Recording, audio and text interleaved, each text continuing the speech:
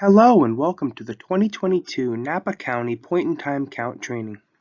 Thank you for joining us in this important effort to improve the understanding of homelessness in your county. The count will be conducted in two primary phases, separating the count and survey efforts. This training is focused on the count portion, and the survey training will be conducted at a later date.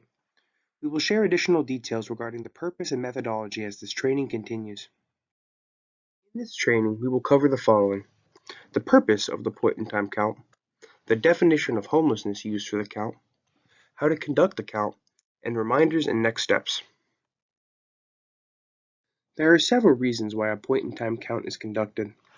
The U.S. Department of Housing and Urban Development, or HUD, requires communities that receive federal funding for homeless services to conduct a point-in-time or PIT count of all persons experiencing homelessness during the last 10 days of January. This year, HUD has allowed all communities in the Bay Area to reschedule to February while the COVID surge declines.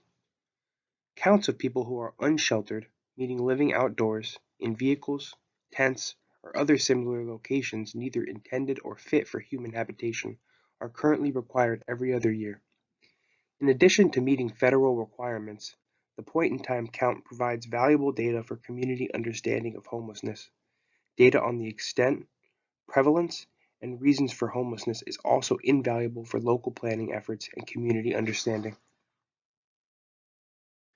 This figure shows the different components that the count includes to make sure all people experiencing homelessness are represented in the count. You will be participating in the general street count, which is highlighted in the middle box on this slide. The general street count is a visual count of people who are currently unsheltered and will take place during the early morning hours on the day of the count, before people begin moving through their day and before people staying in shelters leave the facility. Timing and coordination are important to avoid duplication, so areas surrounding shelter locations should be counted first.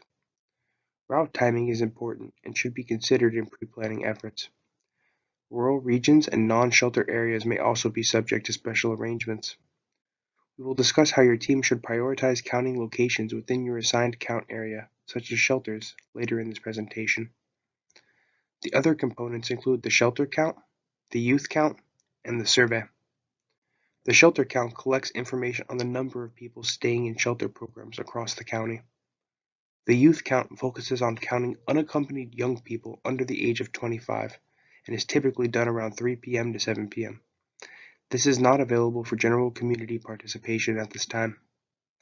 Finally, the survey component is typically conducted in conjunction with the general street count. Surveys are conducted with a representative sample of people experiencing homelessness across the county and provide us with a more detailed understanding of the homeless experience and the diversity of the population and its characteristics throughout the region, including information on veterans, families with children, and people experiencing long-term homelessness. There are many changes to the methodology in order for us to conduct a PIT count in the midst of a pandemic. These changes are all designed to ensure the safety of all participants in the count. They include no large deployment sites, the pre-assignment of the majority of PIT routes or census tracts, emphasis on the outreach teams with lived experience guides and direct service program staff, the inclusion of the smartphone app Survey123 to be used for documenting observations of the team, and the team leader or designee will be the operator of the Survey123 observation app. The general street count is a visual count of people residing on the streets, in parks and open spaces, in tents, in vehicles, in abandoned buildings, or in makeshift shelters constructed of tarps, cardboard, or other materials. The street count will be conducted while people are still in public shelters in the morning, which will help us have an unduplicated count of everyone experiencing homelessness that day. To avoid duplication, we ask you to count the areas surrounding shelters first. As a reminder, volunteers will not be paid for their time, nor will volunteers be reimbursed for their mileage. Guides, who are individuals who have previously or are currently experiencing homelessness, will be paid a cash stipend upon completion of their count route. Here you can see what to expect on the morning of the count. Guides, program staff, and volunteers will arrive at 5 a.m., and the goal is to have you out the door and in the field as soon as possible so that your team has adequate time to cover your route. You will first access the Pit Count survey on the Survey 123 app. You will be able to access the app via a QR code or a web link. The app will ask you to verify health and safety information. After that, you will be asked to input your team number, which will be assigned to you prior to the count. We expect all teams to finish their routes by 9 a.m. Please call us if you think you need to be out any later than 9 a.m. or if you need additional help to complete your assignment. We strongly encourage you to conduct as thorough of a count of your assigned maps as you can. There are generally two different types of participants on each team during the general street count: volunteers and guides. This slide outlines the differences between guides and volunteers. A guide is an individual who has previously or is currently experiencing homelessness and uses their knowledge to identify individuals experiencing homelessness during the general street count. They will guide their team toward locations in their assigned count area where individuals experiencing homelessness are likely to be seen, and will help distinguish between safe and potentially dangerous situations. Guides are compensated for their time and contributions to the count in the form of a $20 per hour cash stipend. A volunteer will provide consultation and support in team decisions. They will be in charge of transporting their count team through their assignment and will help ensure that full coverage of the map is achieved and communicate with pit count organizers as needed. Please note that the volunteers are not paid for their participation in the count, nor do they receive gas or mileage reimbursement. Teams should note that because we are covering the entire geography of your county, there may be instances where the guide is not personally knowledgeable about the specific route the team is covering. However, guides are still able to draw on their first-hand experience of homelessness to help identify potential locations or persons based on previous experiences and signs in the environment.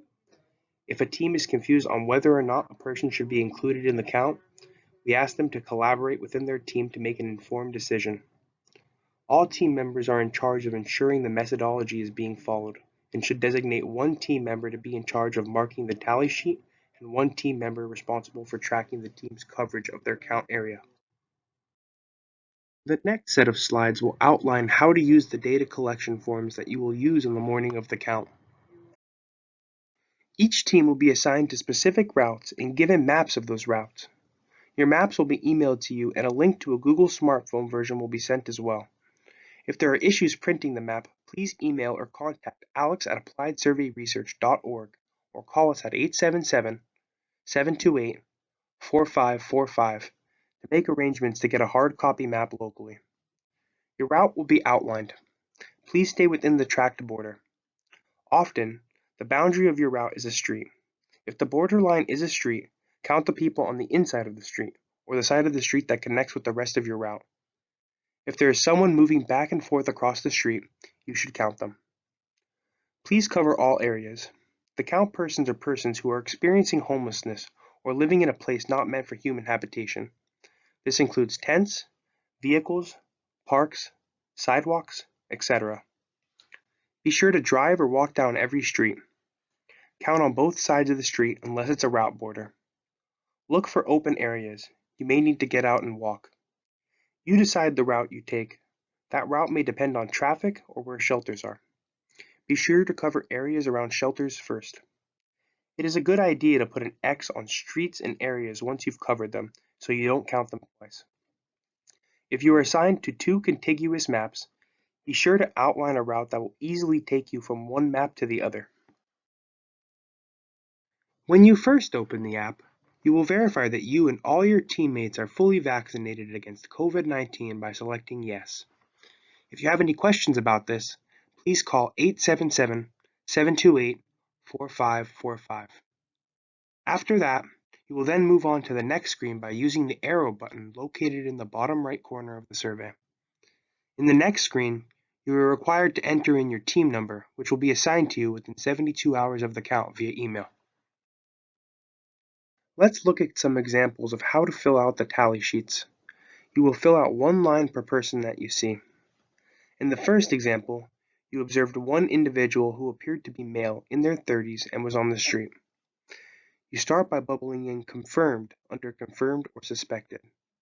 Next, you would bubble in individual, no children present, under individual or family.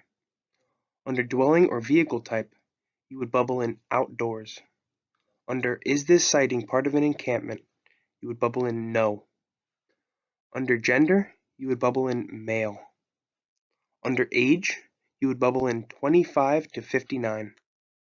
To move on to the next entry, you press the plus icon, which is located under the map in the bottom right area of your screen. Please note that for the purposes of the count, a family is defined as one adult present with a child under the age of 18.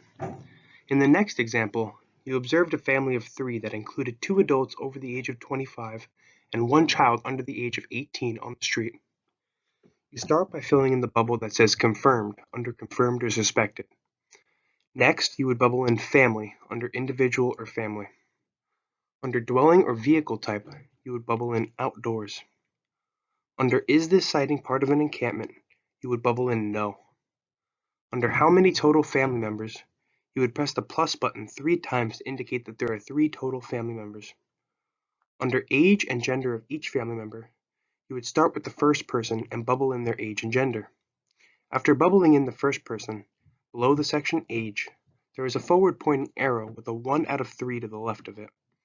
You would press this arrow and again bubble in the gender and age of the next person. After bubbling in the second person, you would press the forward arrow again to move on to the third person.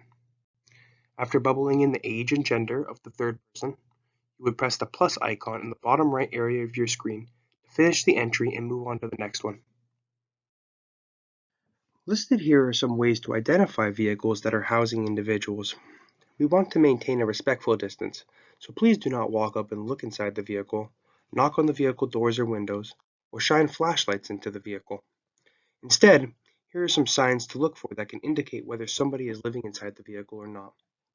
A vehicle with windows that are fogged, partially open, or blocked, electrical connections or generators, screens or window coverings, items inside and outside of the vehicle, including household items, bags, clothing, etc., sounds of music or talking coming from inside the vehicle, or that the vehicle is in a known, safe parking location, which may be designated on your map. If you find a car, RV, or van that looks inhabited based on the signs detailed on the previous slide, but you cannot determine how many persons are residing in the vehicle, you start by pressing Suspected under Confirmed or Suspected.